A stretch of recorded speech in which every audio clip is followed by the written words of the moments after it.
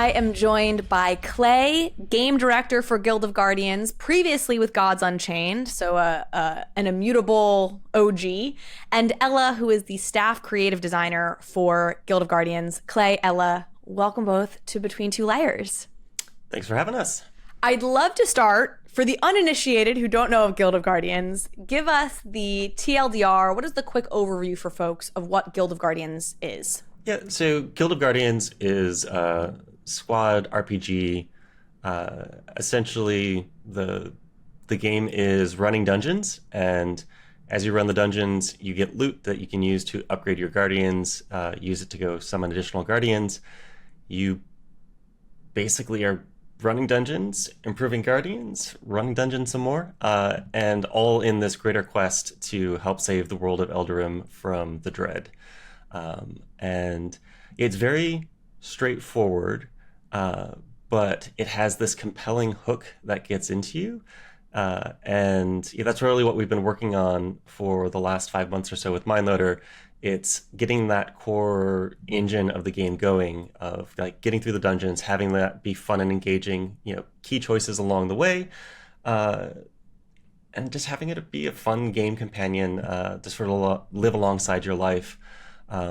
It's one of the things that when I joined Guild of Guardians in November, looking at where the game was and looking at where the gaming market was for mobile games, a big part of it for me is they need to live alongside your life. It needs to be something I can play on the train for a couple of minutes, pick it up, put it down. It needs to be something I can play while I'm watching TV with the kids. And that's really where Guild of Guardians is finding its niche. It's something that you can play as part of your life, and that's feeling really good. That's a great way to frame it. In my head, I think of Guild of Guardians as one of the oldest first Immutable games. Am I right on that? Yeah, I mean, I've been at Immutable now for 4 years, and joined to really get Gods Unchained up and into game shape. I joined during the initial Genesis sale when the game was partially functional. We had about 60% of the cards in the card set actually working when I joined, and it was get the game up and running. And pretty shortly after that, we started work on Guild of Guardians in two sort of different veins. The GU team was internal, and the Guild of Guardians team was set up to really be working with partners to bring it to life. So it's been on a long journey. Not always the cleanest journey, I would say, but we're in pretty good shape today. I will say, for the amount of pivots that we've made, it actually has been relatively smooth sailing, and it's been really wonderful to see the changes that have happened since Clay's come on board, because we've managed to pivot so quickly and with such efficiency to create a game that I really truly feel is better than what we had been working on before. And that's a very exciting feeling in game dev, and you don't get those sorts of wins very often, so it's been pretty amazing. Let's talk about that journey a bit. What specifically has evolved and changed? You started to get into that a little bit, Clay. And as part of this, maybe would love to know what have been the big impetuses for those changes. Has it been player feedback? What has spurred the evolution that it's on now? Yeah, so I'm going to make it about me because everyone likes to talk about themselves. But as a game developer in my career, I've done pretty much every job there is. I started as a technical artist, animation, VFX, I've done art direction, I've done a whole bunch of game systems creation, and on that, it's moment to moment, so a lot of combat, a lot of AI work for monsters, and then making numbers go up for forever in itemization and otherwise. And, when I came over to help the project, it was starting off as just a day a week to look at that moment-to-moment gameplay with where Guild of Guardians was at as an action RPG, and getting my hands on it. They had the core elements you would expect, but they weren't coming together into an experience that felt fun. So we worked for a couple of months on that core gameplay, and while we made progress, it was clear that the core engine of the game wasn't working. And some of that is just the challenge of action RPGs, because they tend to demand full attention. If you're controlling your character completely, you just need to be fully tuned in. And when you're fully tuned in, if things aren't constantly keeping you engaged, like if you can start to feel like you're just doing busy work, and that's kind of where it hit. And after a couple of months of iteration, having made games for over 20 years, really quickly saw that we were not on a path to ship in any reasonable time frame. So at the beginning of the year, I proposed a reboot of the game. We did some really quick market analysis, and a lot of this comes down to like in games, you typically have a winner in a category. So this would be World of Warcraft in MMORPGs, for instance. And then you kind of have second place, behind second, a distant third, and then all of the also rans. And those top three games typically comprised, upwards of like 50, 60, 70% of the market share. So when we were looking at the mobile market, what we saw is ARPGs make up a relatively small percent, single digits. Squad RPGs are around that 25% range. And then when we look at that segmentation, the top 5 games in squad-based RPGs only comprise about 20% of the market share, which also shows like, hey, this is a place where if we can go into this space with a really compelling game, it gives us a really good chance to win in that space because it hasn't really been consolidated yet. Whereas like in ARPGs, you've got, for instance, Diablo Immortal taking up a huge share of that. And that led to, okay, let's look at squad-based RPGs. What is a good core loop that could get us there? And the pivot to, where we're at today, and that switch from Stepico to MindLoader. And that was a long journey as well. We explored over 20 potential partners, and MindLoader came out on top. And man, I've made a lot of calls in my career, but making the call to go to MindLoader feels like one of the best ones. As a partner, they have been absolutely amazing partner to work with, which is why we've gotten as far as we've gotten. It's really only been now about 6 months since we started working on the project, and the game is well beyond what you would expect for something that's 6 months in.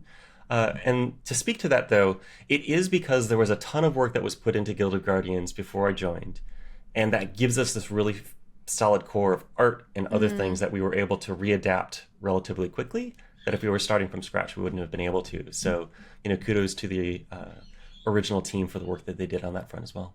That's great. I really appreciate you walking us through that and giving that detail. I think it really offers awesome insight and demonstrates just how hard it is to build a game. There's so many moving pieces.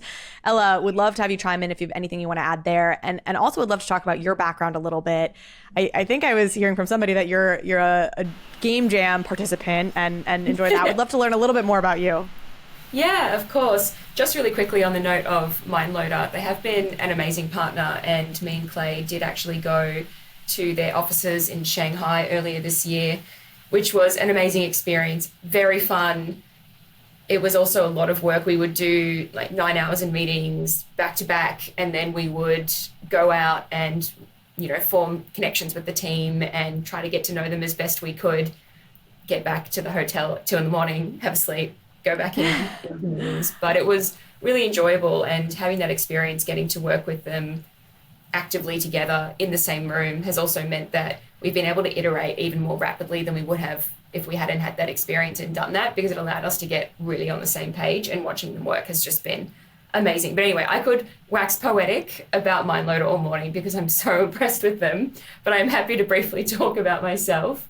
I really do love doing game jams. I think that they're really fun. For anyone that doesn't know what a game jam is typically a 48-hour window where you sign up for a game jam, and sometimes you have a team ready ahead of time, but a lot of the time people just go in and find a team in the moment. Some game jams have themes, others don't, and you pretty much spend 48 hours making a game together. And you don't have to release that. It can just be that you're practicing your skills, or that you want to try something new, or you want to work in a new discipline. A lot of people will try new things. So I've seen programmers going to be writers, and I've seen writers trying to do audio and things like that. So it's a really fun way to experiment and also to foster a stronger sense of community. And I really enjoy participating in them, but I very much have a bit of an outcome that I want from them. So I go in and I get a little team together, and I work with a few people regularly, And I'm like, okay, let's spend 48 hours making a game that we care about. Let's polish it up, and then I will pay to release it for free on Steam. And it's a nice way for people to get their portfolios built out and things like that. But we always have a very strong, I guess, lean towards making games that explore mental health issues and that can be a little bit raw and a little bit real. And we really enjoy what we do, and I love what I do. So that's something that I spend a lot of my free time doing. That's amazing. Can you tell us about one of the games you've released that perhaps you're most proud of? I would love to. Let me spruik myself.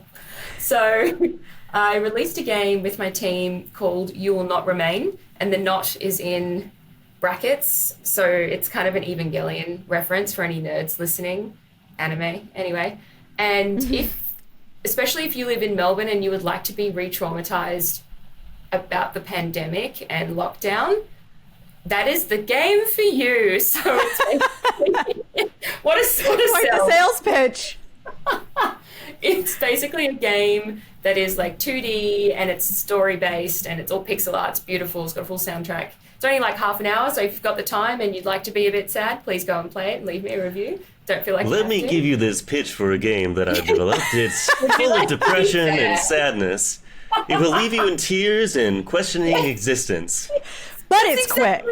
But it's about like an eldritch horror, which is the metaphor for the pandemic, and you're like stuck in an apartment complex. However, if it helps sell it to anyone, there is a dog in it that's a greyhound, and that greyhound is called Lambshank. And if you like that kind of absurdist humor, there is a little bit of that in the game. And Lambshank is very cute, so hopefully that makes it a bit more appealing.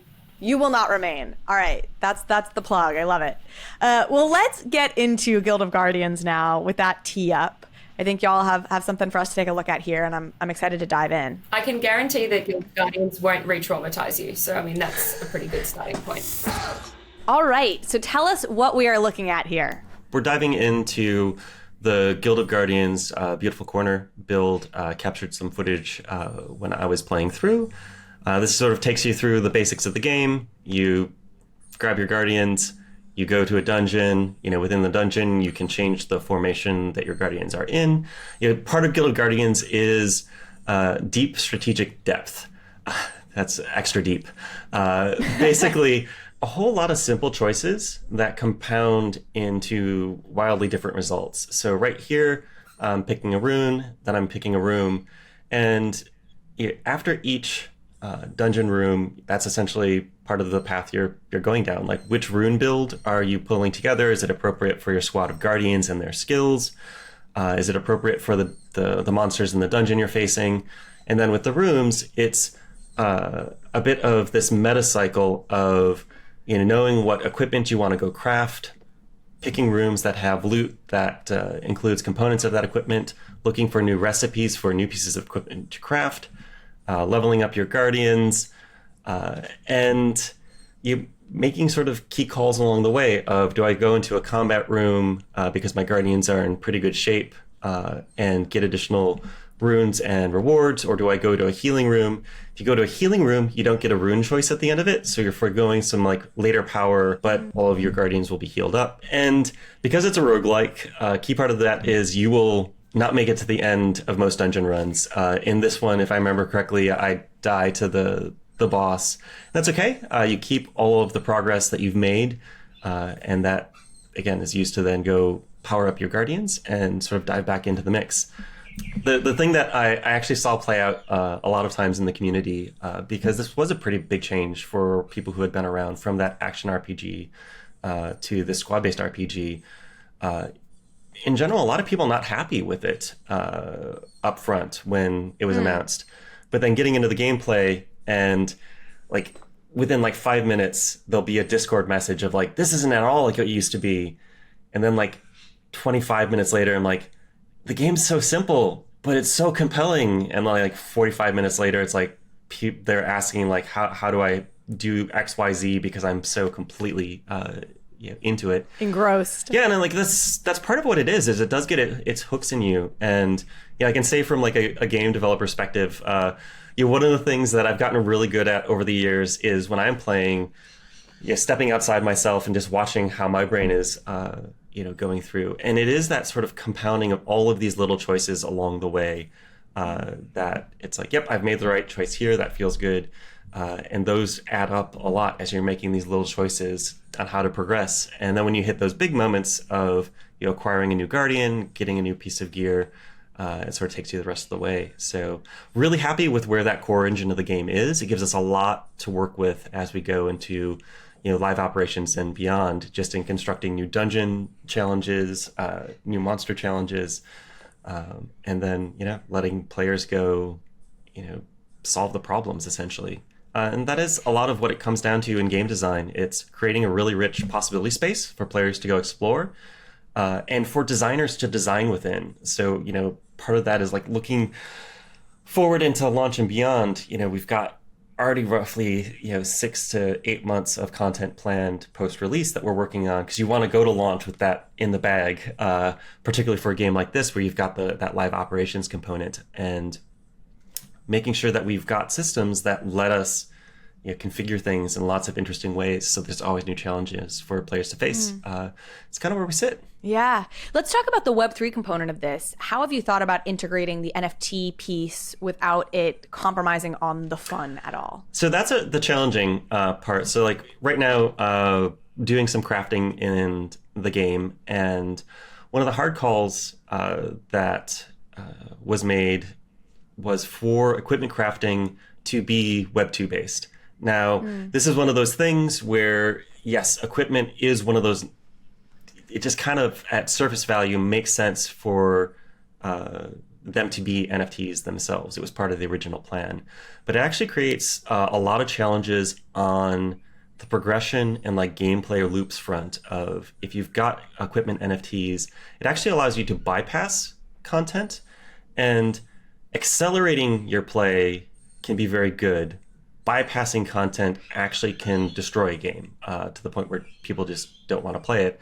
We saw this with the Diablo 3 auction hall as sort of a classic example of how like being able to buy power directly just doesn't quite work. When it comes to that sort of Web 2 to Web 3 side, a lot of what we've looked at is how can Web 3 solve problems better. So with Guild of Guardians, our approach to the overall economy is you can play it as a Web 2 game. But if you want to be more efficient, you're going to want to get into that Web3 space over time. And this is really key because it'll let us onboard traditional gamers into a Web2 friendly game, and then get them to the point where through our sort of internal tutorial guides and otherwise, get them comfortable with the idea of going and targeting certain things directly on the marketplace and avoiding some of the traditional mechanics of having to summon a whole bunch of Guardians to get the one you want, versus being able to go to Web3 and purchase the Guardian you want directly off the marketplace. So Guardians are currently primarily the NFTs out in the ecosystem today. They will remain a key part of that NFT side of things. And then on the equipment side, it's early on, you're going to be completely Web 2 based in the crafting. But as you get deeper in, there will be advanced crafting components that you can use to craft your equipment. And what we're targeting is those advanced crafting components to be part of that trading ecosystem. So it's not that you're buying the equipment itself, but you can accelerate how you progress by picking some of the component pieces together. And this is also, you're just looking at how I play games. One of the key pieces for me is if I craft a piece of gear myself, I feel much more attached to it than if I'm just buying it from somebody else. So having some of that work to be done by the player is the overall plan. So we've been looking at footage from your Beautiful Corner demo, which I think just recently wrapped up. What is that? Is I guess my question. And I think you have some more footage here, so I'd love for you to explain what we're looking at now as well. Cool. Yeah, really quick what we're looking at now. Ella's in a development build, so we're moving beyond that Beautiful Corner into our friends and family build. Development build, expect bugs and other glitches because we're doing it live here. In terms of a Beautiful Corner though, been making games for quite a while, and a Beautiful Corner for me is an experience that you craft that people can play, and at the end of an hour they want to keep playing. And that seems simple and it seems obvious, but it's actually quite hard to get to. And with the Beautiful Corner build of Guild of Guardians, we essentially crafted about 3 hours of gameplay and worked on those systems over the first 5 months of development to get it into a place where the look is there, the feel is there, and the spirit of the game is represented. So essentially, it's testing out the core engine of the game. And we hit a point internally that for me is a magical moment where we were in an internal playtest, and the playtest was over, and we all kept playing. And like 15 minutes after the playtest, finally it's like, hey guys, we're all late for our next meetings. We really need to go do this.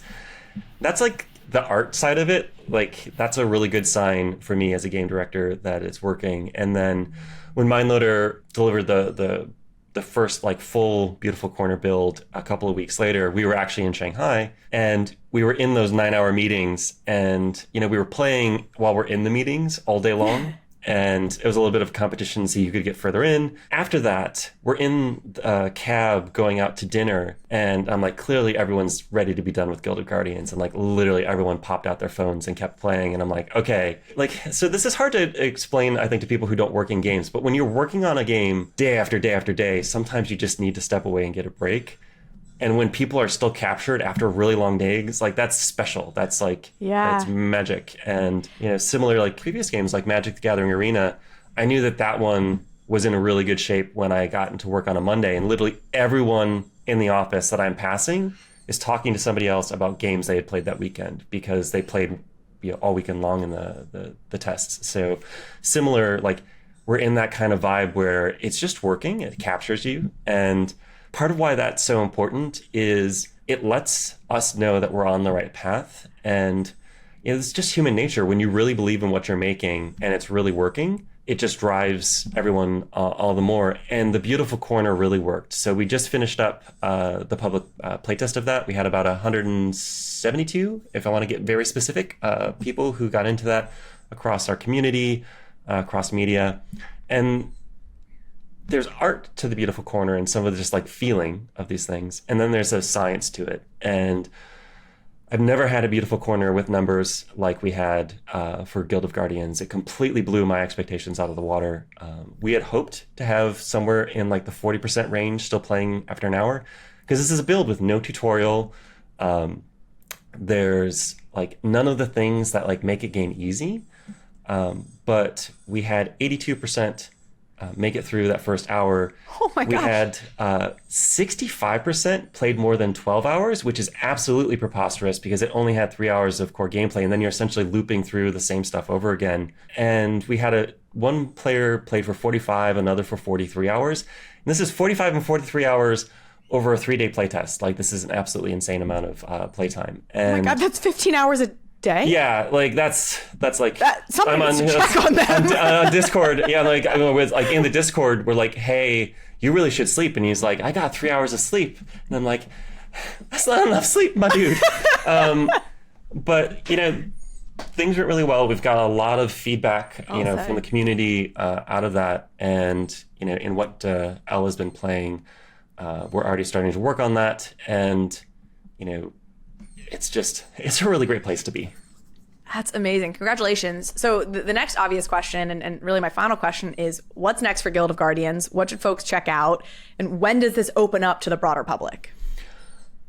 Yeah, so I think the cliche in gaming is when it's done. But a big part of this move to the new squad-based RPG was time and delivery. So the next major build is going to be Friends and Family.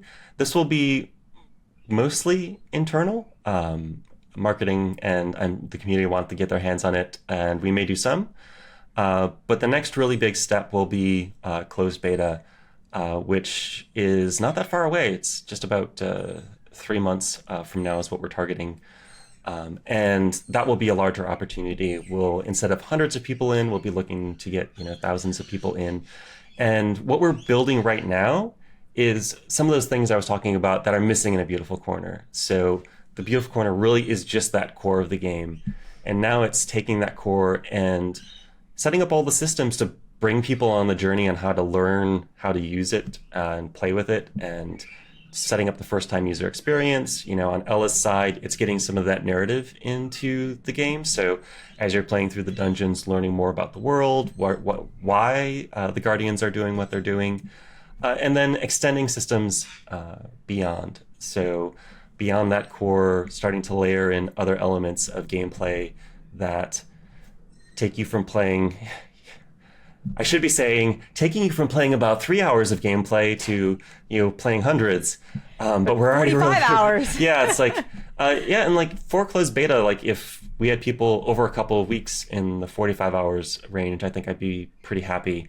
But we're well on that path. So some of those other elements are, after you get through the primary game, we have a system called the Endless Dungeon, where players can compete, in leaderboards to sort of go as deep as they can, and we're working on, some of that leaderboard tech as well. That competitive live operations of leaderboards and events is going to be really important, I think, to the long-term sustainability of the game. It's just kind of full steam ahead. There are little things like already in this build, like one of the most requested features was speeding up combat. So there's a little 2x button. When working with MindLoader, it's again one of the things I absolutely love with working with them on these things is I know Unity pretty in depth, and for features like the speed up, I'm like, hey, I know we're nearly there. Like, can we get this in? And next week it's in the build. They're just so iterative, and it lets us move so quickly. The only other thing I would call out, like in that relationship with MindLoader, one of the things we really wanted to set up was letting their team move as quickly as possible without having to double check every single last thing through us. So a lot of those initial trips to Shanghai, we're aligning with them on the direction of the game, on that narrative piece, on all the world building rules, on the art style, on the game systems and what they needed to accomplish. And I want to be explicit here, like they move forward so quickly because they're able to do these iterative loops on their own and not have to double check every last thing with us. Where obviously they're playing through, we give lots of feedback, but they're really charging ahead, and it's good stuff. The closed beta in particular will be a pretty major leap from the Beautiful Corner, and that's only another about 4 months of development. So we're moving quick. Full steam ahead. Well, congratulations on all the success. Ella, Clay, thank you both so much for joining us here on Between Two Layers. This has been a blast, and I just cannot wait to continue to track your progress. It's moving quick. Thank you. Thanks for having us. It's been lovely to get to talk about Guild of Guardians, because me and Clay obviously love talking about Guild of Guardians, but it's usually to each other. So getting to do it all nightly is always nice.